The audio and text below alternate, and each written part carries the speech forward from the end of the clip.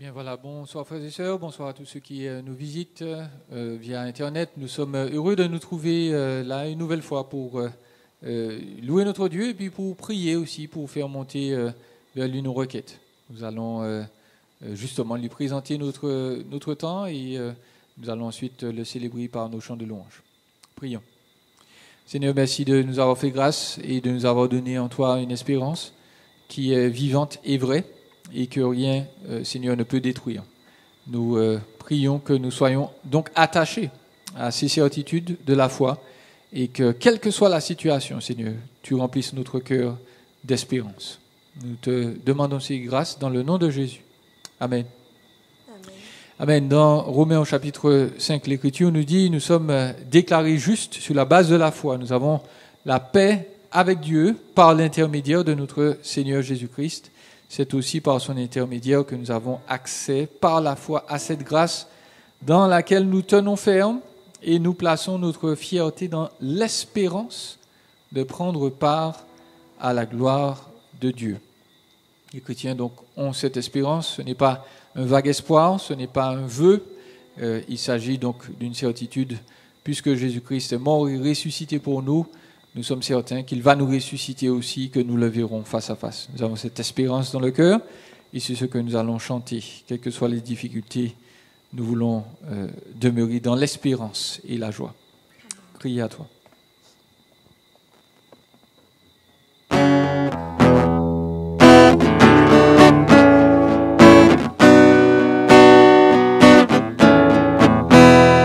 Comme soupire le biche après l'eau de ruisseau, moi aussi, ô Seigneur, je soupire après toi. J'ai soif de toi, mon Dieu, d'être là devant toi, de venir dans ton temple, me présenter à toi, pour qu'enfin me revienne le souvenir d'antan, où heureux je courais vers ta maison.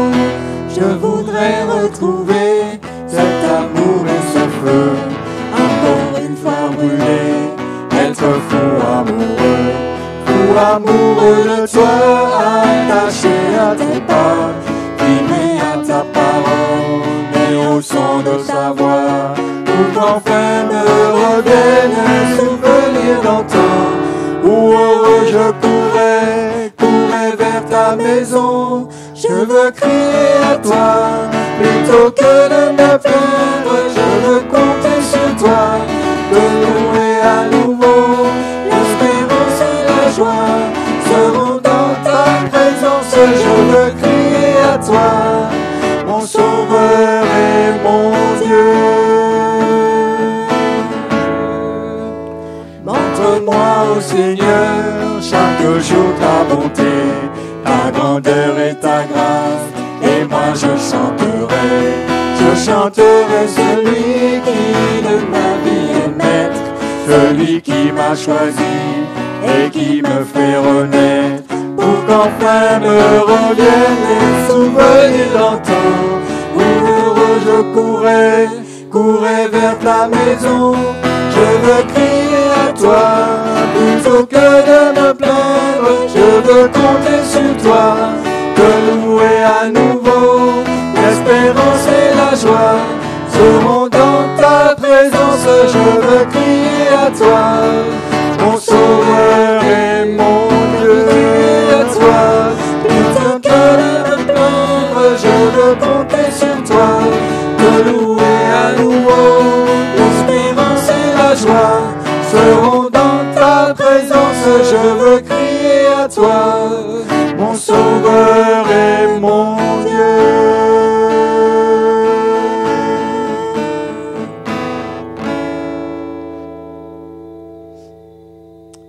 Nous avons cette espérance que le Seigneur veille sur nous, quelles que soient les circonstances.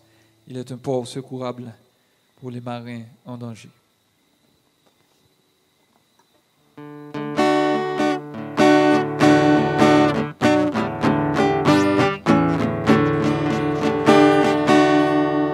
Il est secourable pour les marins en danger, contre les vents redoutables, protégé par un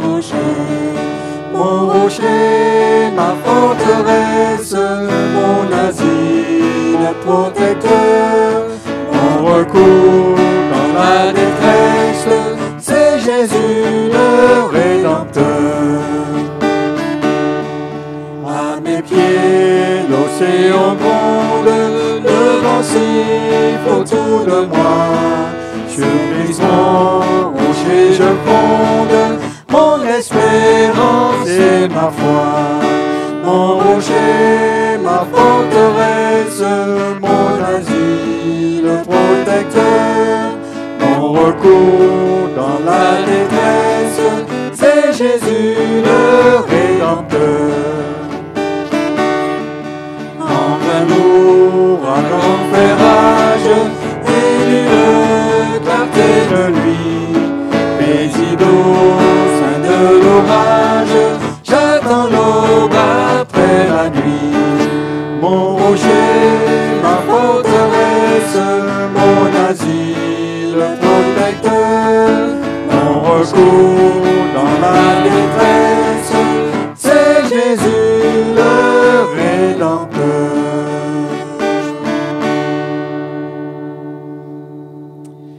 Nous pouvons célébrer ce Dieu-là. Nous avons raison de placer notre espérance en lui. Vers toi monte notre hommage.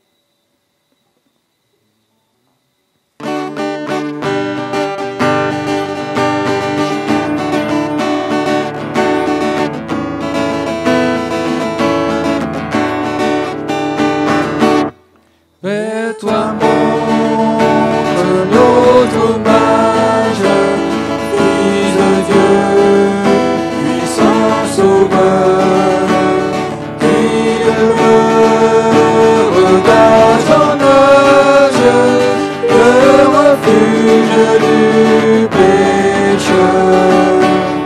Loué soit ton amour, loué soit à jamais, ton nom Jésus, ta gloire et tes bienfaits. Loué soit ton amour, loué soit à jamais, ton nom, ta gloire et tes bienfaits. De toi vient la délivrance, tu payas notre rançon. C'est en toi qu'est l'espérance, la paix et la guérison. Loué soit ton amour, loué soit à jamais, ton nom Jésus, ta gloire et tes bienfaits. Loué soit ton amour, loué soit à jamais, ton nom, ta gloire et tes bienfaits. Par ta divine parole, chaque jour tu nous instruis, et par l'Esprit qui console, sûrement tu nous conduis. Loué soit ton amour, loué soit à jamais, ton nom Jésus, ta gloire et tes bienfaits. Loué soit ton amour, loué soit à jamais, ton nom, ta gloire et tes bienfaits. Bientôt glorieuse attente, tu combleras tous nos vœux sur la nue étincelante d'une amour des cieux. Loué soit ton amour, loué soit à jamais, ton nom Jésus, ta gloire et tes bienfaits. Loué soit ton amour, loué soit à jamais, ton nom, ta gloire et tes bienfaits.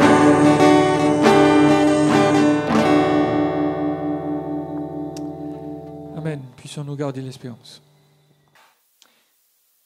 Frères et sœurs, bonsoir. Chers amis qui nous suivez régulièrement sur Internet, soyez les bienvenus pour ce temps de méditation de la parole de Dieu. La dernière fois, nous avions médité sur un sujet polémique et j'avais donné un titre volontairement provocateur, « La doctrine divise, l'amour unit ». Mais j'avais ajouté une question, « Ai-je bien compris ?» La question que j'ai ajoutée est importante car beaucoup se fourvoient en proclamant cette affirmation erronée et tronquée. Dans la première partie, la fois dernière donc, j'avais tenté de montrer, bien sûr de manière incomplète et certainement imparfaite, d'une part que l'évangile duquel se réclament l'ensemble des entités chrétiennes, des dénominations, des mouvements divers, cet évangile n'est pas dissociable de la doctrine au sens de la saine doctrine, c'est-à-dire celle qui est fondée sur l'écriture seule.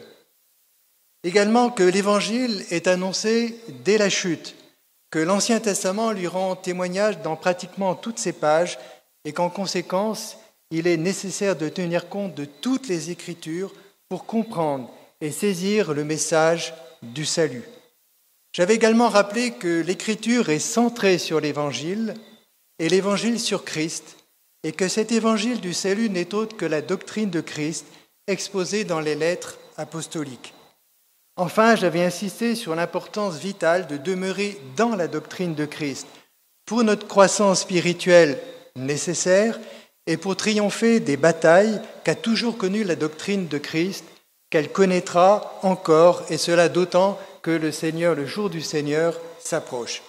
Si donc nous voulons connaître le chef de notre salut et entrer pleinement dans la rédemption qu'il est venu nous apporter au travers de sa mort expiatoire et de sa résurrection, nous devons impérativement nous rattacher à sa doctrine et ne pas chercher un évangile distinct, séparé de celui annoncé dans toutes les Écritures. Aujourd'hui donc, nous aborderons la deuxième partie de notre méditation que j'ai intitulée « L'amour de Dieu est-il un amour œcuménique, c'est-à-dire un amour consensuel, un amour rassembleur ?» Le plan de cette deuxième partie est simple, il comporte 2 points. Premièrement, brièvement, qu'est-ce que l'œcuménisme ? Et deuxièmement, qu'est-ce que l'amour véritable avec 2 sous-points ? D'abord, l'amour de Dieu et du prochain, et ensuite, l'amour de la vérité. Donc d'abord, quelques mots sur le mouvement œcuménique. Le mot œcuménisme est issu du participe grec, wakuméné, qui signifie la terre habitée. Il a donc un sens d'universalité. Le mouvement œcuménique est né vers la fin du XIXe siècle. C'est un mouvement interconfessionnel qui s'attache à résoudre les différences doctrinales historiques qui sont à l'origine des divisions séculaires entre les différentes églises, catholiques, orthodoxes, protestantes et anglicanes, essentiellement. Le mouvement œcuménique se veut répondre à la prière du Seigneur que nous avons dans l'Évangile de Jean au chapitre 17, quand le Seigneur a prié pour que ses disciples soient un, par conséquent donc unis dans l'amour, afin que le monde croie que Jésus a été envoyé par le Père.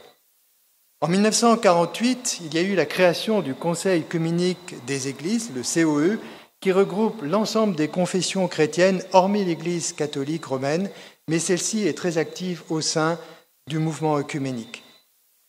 Ce mouvement pose plusieurs questions. Entre autres, est-ce par nos efforts de compréhension, nos efforts d'amour mutuel, est-ce par le dialogue interdénominationnel, est-ce par l'élaboration de compromis acceptables à toutes les confessions du christianisme que les chrétiens parviendront à construire une unité qui répondra valablement à la prière du Seigneur dans Jean 17. Est-ce que cette démarche est inspirée par l'amour de Dieu tel qu'il nous est révélé dans l'Écriture ? Est-ce que la démarche œcuménique satisfait aux exigences de l'amour de Dieu ? Pour répondre à ces questions, il nous faut comprendre ce qu'est l'amour véritable, celui qui est de Dieu, car Dieu est amour. Donc, notre deuxième partie, qu'est-ce que l'amour véritable ? Et comme je l'ai dit, il y a quelques instants, je me limiterai à 2 aspects principaux, et tout d'abord, l'amour de Dieu et du prochain. Un jour, un docteur de la loi vient poser une question au Seigneur et il lui dit « Maître, quel est le plus grand commandement ?» Et nous lisons quelques versets dans l'évangile de Matthieu, au chapitre 22, les versets 34 à 40. Les pharisiens ayant appris qu'il avait réduit au silence les Sadducéens se rassemblèrent, et l'un d'eux, docteur de la loi, lui posa cette question pour l'éprouver. L'intention, bien sûr, n'est pas saine. « Maître, quel est le plus grand commandement de la loi ?» Jésus lui répondit, « Tu aimeras le Seigneur ton Dieu de tout ton cœur, de toute ton âme et de toute ta pensée. C'est le premier et le plus grand commandement. Et voici le second, qui lui est semblable. Tu aimeras ton prochain comme toi-même. » Et le Seigneur ajoute au verset 40, « De ces deux commandements dépendent toute la loi et les prophètes. » C'est donc une question importante que pose ce docteur de la loi. Que répond Jésus ? Nous l'avons lu, « Tu aimeras le Seigneur ton Dieu de tout ton cœur, de toute ton âme. C'est le premier, dit-il, et le plus grand des commandements. » Et Jésus ajoute, « Voici le second qui lui est semblable, tu aimeras ton prochain comme toi-même. » Et il ajoute, une chose importante, de ces deux commandements dépendent toute la loi et les prophètes. Voilà donc une réponse, me semble-t-il, qui ne peut que satisfaire tous ceux qui sont engagés dans l'œcuménisme, convaincus que l'amour est la réponse. Oui, je pense que l'on peut confirmer que l'amour est la réponse. Oui, l'amour résume toute la loi et les prophètes, c'est-à-dire toute la Sainte Écriture. Mais il faut se poser une question, et elle est très importante. Est-ce que l'amour dont parle le Seigneur ici correspond à l'amour tel que le conçoit l'œcuménisme, tel qu'il est professé par le COE et par tous ceux qui s'alignent sur cette pensée? Je voudrais faire remarquer tout d'abord qu'il y a un ordre dans la réponse du Seigneur, au docteur de la loi. Il dit qu'il faut aimer Dieu et que c'est la priorité. Il dit c'est le premier des commandements, le plus grand. Ensuite, il dit l'amour du prochain, bien qu'il soit semblable au premier, il vient ensuite. Si je comprends bien l'Écriture, pour aimer son prochain comme le Seigneur le demande, il faut d'abord aimer Dieu, c'est le premier, le plus grand des commandements. Il faut mettre le Dieu de Jésus-Christ à la première place dans nos vies, car Dieu est amour. Si nous voulons aimer, il nous faut connaître celui qui est la source de l'amour. Il nous faut d'abord aimer Dieu. Il nous faut mettre le Dieu de Jésus-Christ à la première place dans nos vies, car Dieu donc est amour. Mais, question se pose, peut-on véritablement mettre Dieu à la première place ? C'est une question importante et qu'il faut se poser, et la parole de Dieu y répond. Et je vous invite à prendre dans la première lettre de Jean au chapitre 4, 1 Jean chapitre 4, nous lirons les versets 7 à 16. 1 Jean chapitre 4, les versets 7 à 16.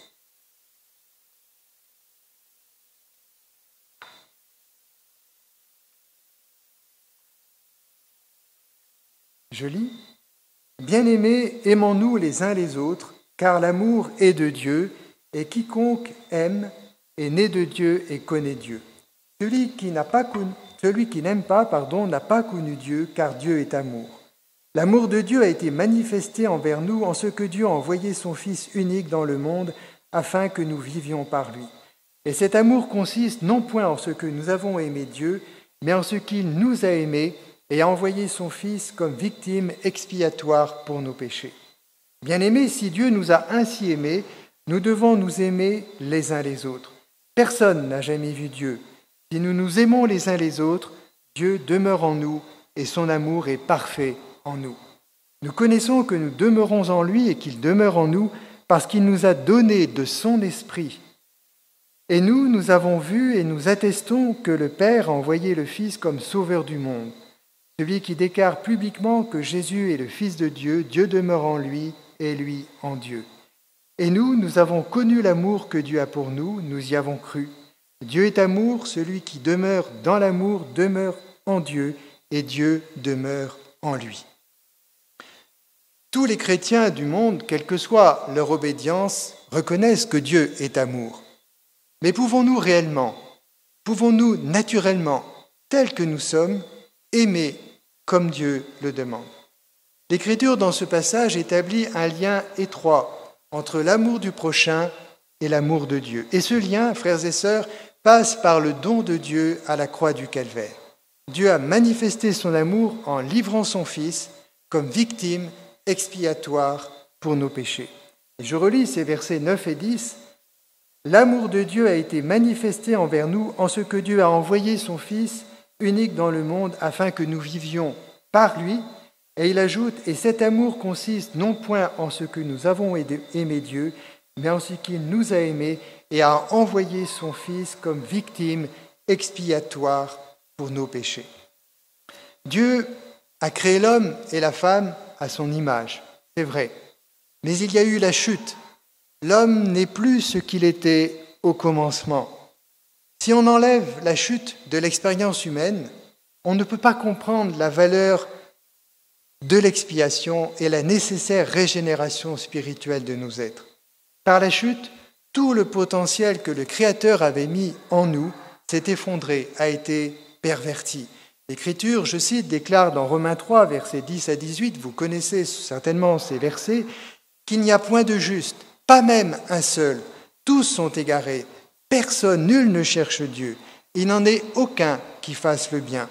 Leur bouche est pleine de malédictions.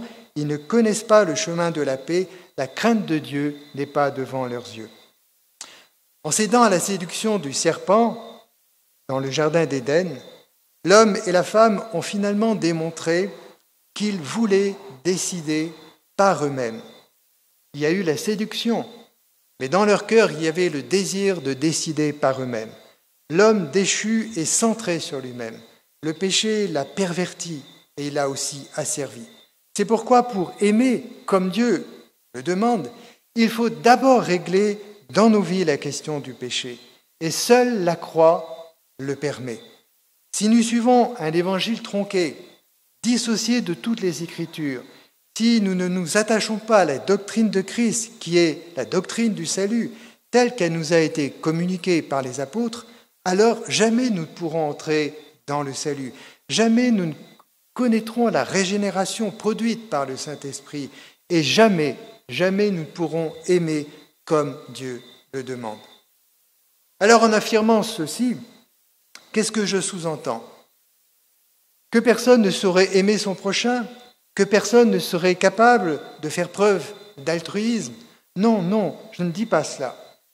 Bien que l'homme soit un être déchu, certes, il conserve une part de l'image de Dieu. Il est donc capable d'amour. Mais l'amour qu'il manifestera restera toujours en dessous du standard de Dieu. Il ne pourra jamais aimer comme Dieu le demande. Le péché, la nature déchue de l'humanité, la centre inévitablement, et j'ajouterai inexorablement, sur elle-même. L'apôtre Paul déclare, je le cite en 1 Corinthiens 13, 3, il dit quelque chose d'important à propos de l'amour. Il dit « Quand je distribuerai tous mes biens pour la nourriture des pauvres, quand je livrerai même mon corps pour être brûlé, il ajoute « Si je n'ai pas l'amour, cela ne sert à rien. » Vous connaissez cette déclaration surprenante de l'apôtre. Mais enfin, diront certains, comment ne pas voir de l'amour dans le don de ses biens pour ceux qui sont dans le besoin? Est-ce qu'il y aurait de la méprise de la part de l'apôtre? Je voudrais faire une remarque, mais sans faire de généralité ni non plus juger.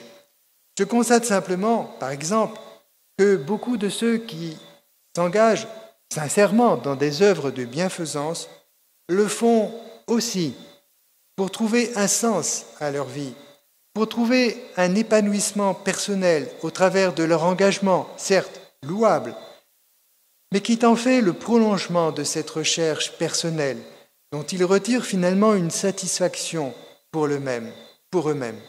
L'homme déchu est centré sur lui-même, même dans ce qu'il peut faire de plus beau, selon sa nature.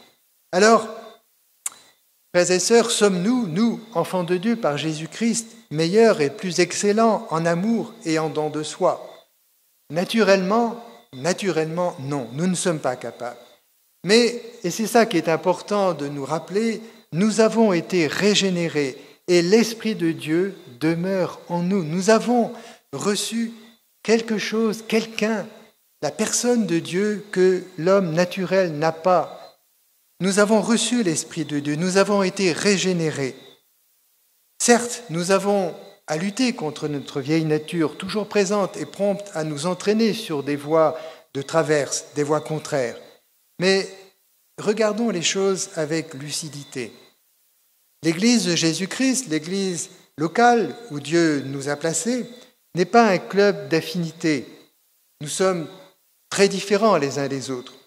Si nous avions eu la possibilité de nous choisir, je pense, et reconnaissons-le honnêtement, que nous aurions probablement fait d'autres choix. Et pourtant, nous nous aimons. C'est une réalité, c'est un miracle que Dieu a produit dans nos vies. Bien sûr, nous savons que notre amour n'est pas à la hauteur de ce qu'il faudrait. Bien sûr, nous savons que nous aurons toujours des progrès à faire dans ce domaine comme dans bien d'autres d'ailleurs. Notre amour, frères et sœurs, nous le savons, il est perfectible. Nous nous connaissons et le Seigneur nous aide à nous connaître. C'est vrai. Mais Christ a changé nos cœurs et nous pouvons aimer. C'est une réalité et c'est une grâce. Dieu nous a donné la capacité, par la régénération qu'il a opérée en nous, d'aimer comme Dieu le demande. Que nous soyons donc naturellement prédisposés à aimer ou pas, Dieu nous a rendus capables d'aimer comme Dieu voudrait que nous aimions. Je lis ce verset dans 1 Jean, chapitre 5, verset 1. « Quiconque croit que Jésus est le Christ est né de Dieu, et quiconque aime celui qui l'a engendré, c'est-à-dire Dieu, aime aussi celui qui est né de lui, c'est-à-dire nos frères. » Si nous avons été engendrés par Dieu, alors nous aimons aussi celui qui est né de Dieu, c'est-à-dire nos frères et sœurs. Dieu nous a donné cette capacité. Dieu a changé nos cœurs. Nous pouvons réellement aimer comme Dieu aime. C'est vrai, ce n'est pas insurmontable. Même si nous avons des luttes avec nous-mêmes, avec notre nature égoïste, Dieu nous donne la capacité d'aimer. Il nous rend même capables de pouvoir aimer nos ennemis. C'est vraiment une grâce.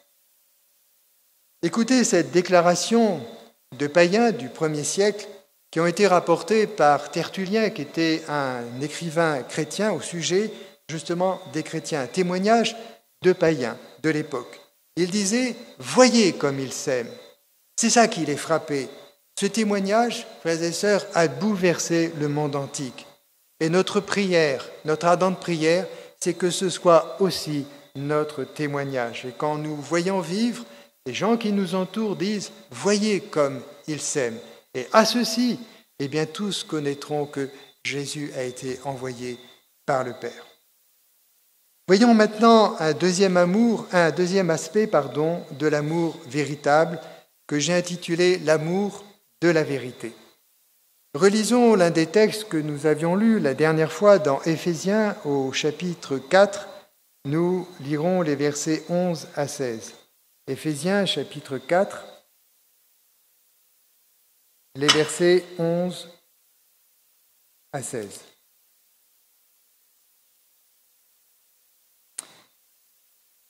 Il a donné les uns comme apôtres, les autres comme prophètes, les autres comme évangélistes, les autres comme pasteurs et docteurs ou enseignants pour le perfectionnement des saints en vue de l'œuvre du ministère et de l'édification du corps de Christ, jusqu'à ce que nous soyons tous parvenus à l'unité de la foi et de la connaissance du Fils de Dieu, à l'état d'homme fait, à la mesure de la stature parfaite de Christ.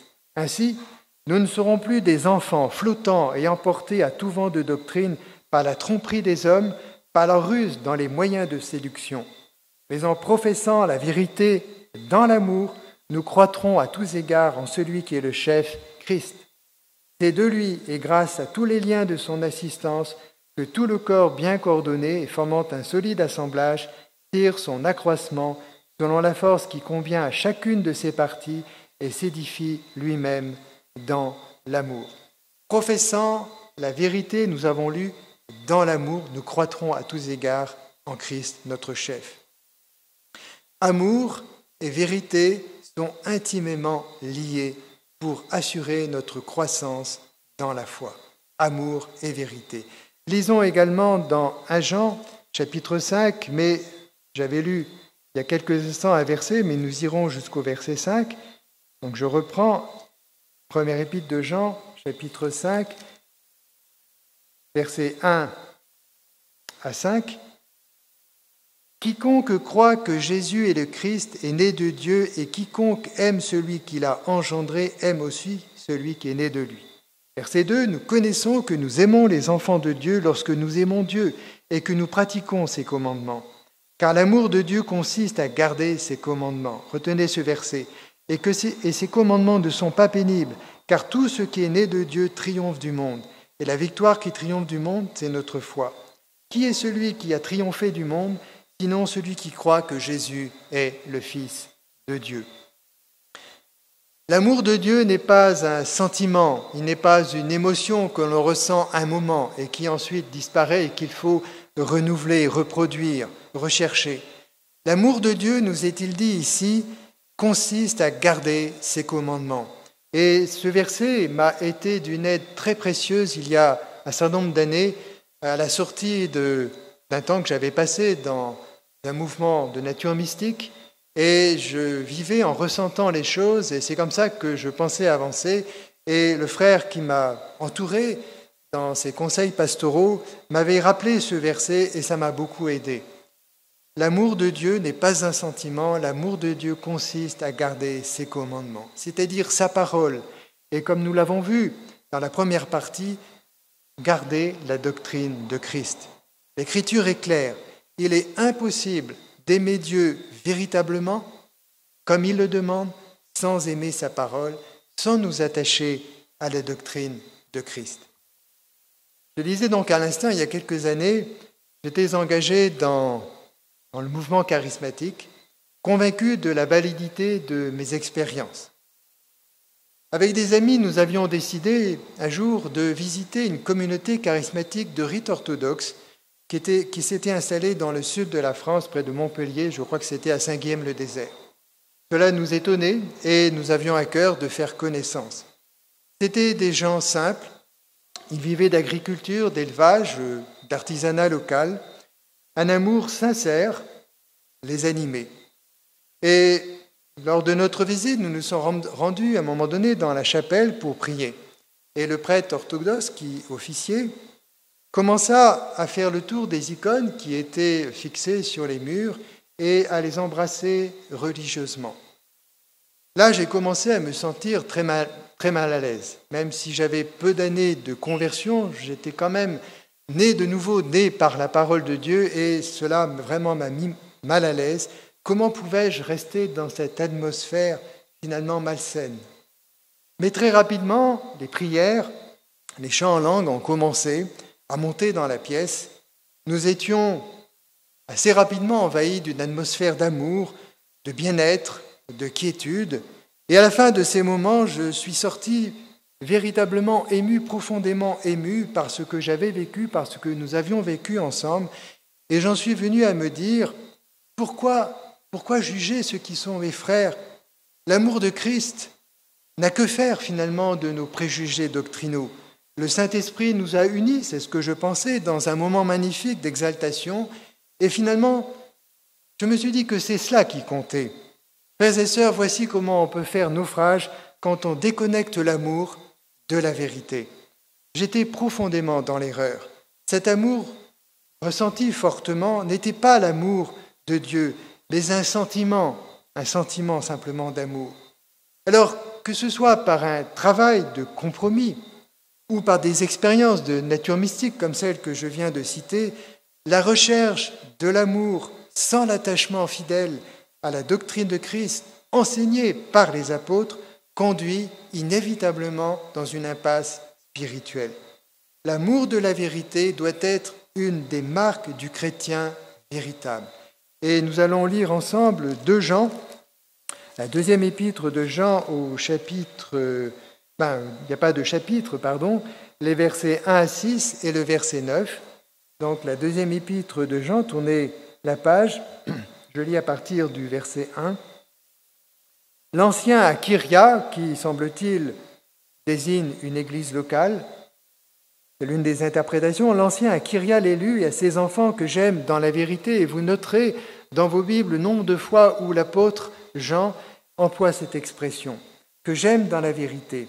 Et ce n'est pas moi seul qui les aime, mais aussi tous ceux qui ont connu la vérité, à cause de la vérité qui demeure en nous et qui sera avec nous pour l'éternité.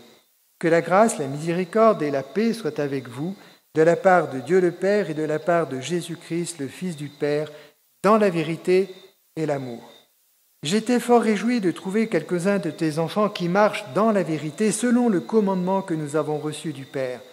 Et maintenant, ce que je te demande, Kyria, non comme te prescrivant un commandement nouveau, mais celui que nous avons eu dès le commencement, c'est que nous nous aimions les uns les autres. Et l'amour, c'est ce que nous avions lu tout à l'heure, et l'amour consiste à marcher selon ses commandements. C'est là le commandement dans lequel vous devez marcher, comme vous l'avez appris dès le commencement. L'amour de la vérité, donc, doit être la marque du chrétien véritable.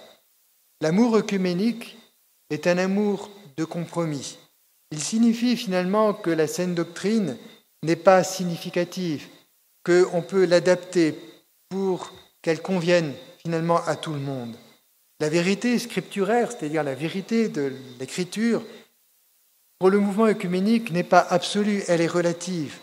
Elle fluctue au gré des besoins, au gré des circonstances. L'amour œcuménique, finalement, fabrique une unité composite. C'est l'homme qui décide ce qu'il faut croire. Cette unité n'est pas celle qui est produite par l'Esprit de Dieu. Seule l'Église universelle, l'Église du Seigneur est une et elle est unie. Elle est le corps de Christ, dont il est la tête. Et tous ceux qui sont passés par la porte étroite, tous ceux qui sont passés par la croix, qui ont réglé la question de leur péché et qui sont devenus enfants de Dieu, qui ont été régénérés par l'Esprit Saint, sont membres de ce corps glorieux. Personne ne pourra disloquer, personne ne pourra diviser ce corps spirituel, car ce corps est né à la croix de Golgotha. Et Christ a eu la victoire sur toute adversité. Puissions-nous, je le dis à tous ceux qui nous entendent et qui sont encore en deçà, sur le seuil de la porte du royaume, puissions-nous faire partie de cette Église glorieuse, cette Église qui ira bientôt à la rencontre du Seigneur, et nous savons que le Seigneur revient bientôt. Tout ce que nous vivons nous rappelle que le temps est proche. Que le Seigneur donc nous aide à bien comprendre que si nous voulons grandir dans l'amour de Dieu véritablement, il nous faut nous attacher à la doctrine de Christ. Il faut que notre amour soit en correspondance avec notre attachement à la vérité de l'Évangile. On ne peut pas dissocier l'amour de Dieu de l'Évangile, on ne peut pas l'adapter. Que le Seigneur donc nous encourage dans cet attachement. Nous allons prier quelques instants et puis je partagerai quelques sujets de prière puisque nous sommes, même si nous sommes à la maison, nous sommes là ce soir pour porter des sujets de prière. Nous savons que c'est important.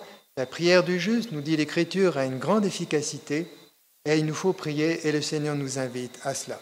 Donc, quelques instants, quelques mots de prière et je citerai quelques sujets. Seigneur notre Père, notre Dieu, nous voulons te remercier parce que tu as ouvert nos yeux. Tu nous as fait passer des ténèbres à ton admirable lumière et même si dans notre vie chrétienne avec toi, nous pouvons dévier un temps, c'est toi qui nous ramènes, tu es le bon berger qui ramène ses brebis dans le droit chemin. Merci Seigneur pour cette parole précieuse que tu nous as donnée, que tu nous as laissée. Merci pour cet héritage magnifique où nous avons en elle tout le conseil que tu as voulu nous donner.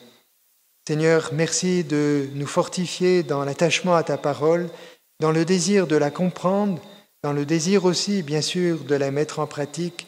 Fais-nous grandir dans l'amour véritable. Fais-nous grandir dans l'amour fraternel. Seigneur, tu nous as rappelé ce soir que tu nous as donné les capacités. L'Esprit de Dieu demeure en nous.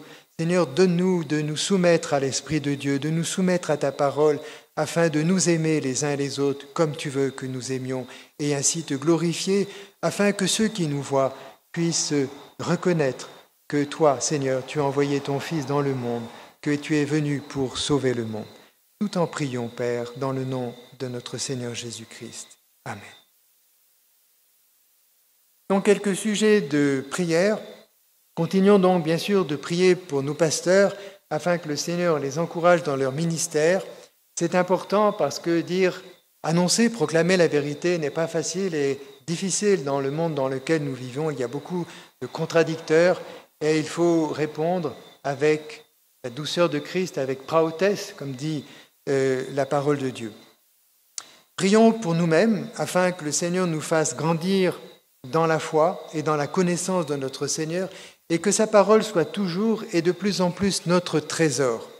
Que cette parole soit, oui, notre trésor et que notre cœur soit attaché à cette parole. Prions pour ceux qui viennent à nos rencontres ou qui nous suivent sur Internet, mais qui restent en deçà de la porte du salut. Prions pour eux.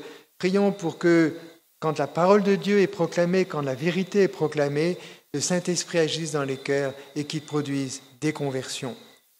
Notre raison d'être ici est bien sûr de glorifier Dieu, d'aimer Dieu, de le louer, mais aussi de proclamer cette vérité pour le salut des hommes. De même, prions pour les membres de nos familles qui ne sont pas sauvés. Nous en avons. Prions pour nos amis, pour nos voisins, nos collègues de travail, que le Seigneur nous aide à briller comme il veut que nous brillons. Que le Seigneur nous aide à saisir les opportunités, les occasions, favorables ou non, nous dit l'Écriture, qui nous délivre de notre timidité. Je le dis pour moi-même, c'est vrai, dans le cadre du travail, ce n'est pas toujours évident, je le reconnais. Prions pour le témoignage et le rayonnement de l'Église locale dans le quartier, que l'amour de Christ nous anime et, comme je le disais, que plusieurs de ceux qui nous observent puissent dire à leur tour « Voyez comme il s'aime » et être convaincus par la vérité de l'Évangile qui transforme des cœurs. Prions pour tous ceux parmi nous qui traversent des temps difficiles, pour ceux qui s'attendent au Seigneur, pour qu'ils restent confiants, qu'ils restent persévérants. Même si le Seigneur semble attendre, tarder, il répondra. Quelle que soit sa réponse, prions que le Seigneur donne la grâce nécessaire à nos frères et sœurs éprouvés pour qu'ils tiennent bien. Continuons de prier pour cette crise sanitaire que nous traversons avec le Covid-19 ou la Covid-19 et pour les crises sociales et économiques qu'elle engendre. Ce n'est pas facile. Prions pour nos autorités qui doivent gérer tout cela. Elles ont besoin de nos prières. La parole de Dieu nous invite à le faire. Elles ne sont pas sauvées. Elles sont même souvent récalcitrantes par rapport au message de l'Évangile, mais elles ont une fonction que Dieu a voulu, donc elles ont besoin de notre prière. Demandons au Seigneur de leur parler au travers de cette pandémie, que ces autorités, que tous ceux qui nous entourent et qui vivent ces moments comme nous difficilement puissent se rendre compte qu'un petit virus minuscule, microscopique, a été capable de bouleverser le monde, de bouleverser des vies, de prendre des vies, que cela fasse réfléchir et que cela aide nos contemporains à se tourner vers le Créateur, à ne pas le négliger, à se poser des questions.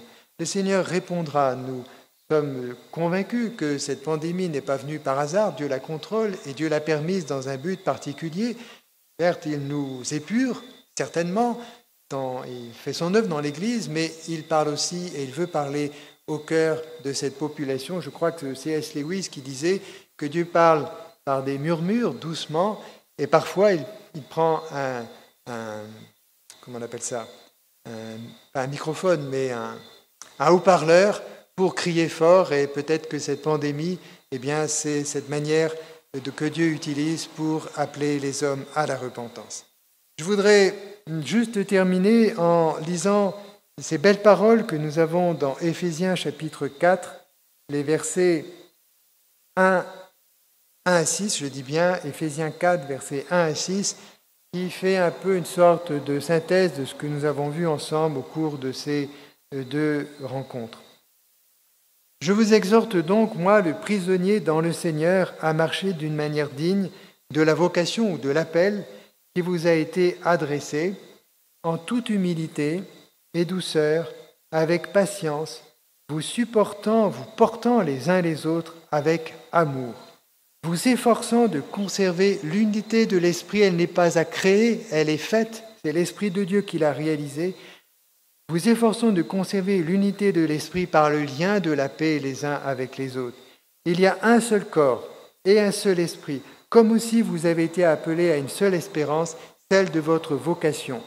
Il y a un seul Seigneur, une seule foi, un seul baptême, un seul Dieu et Père de tous, qui est au-dessus de tous, parmi tous et en tous. Que le Seigneur donc nous encourage les uns et les autres. Amen.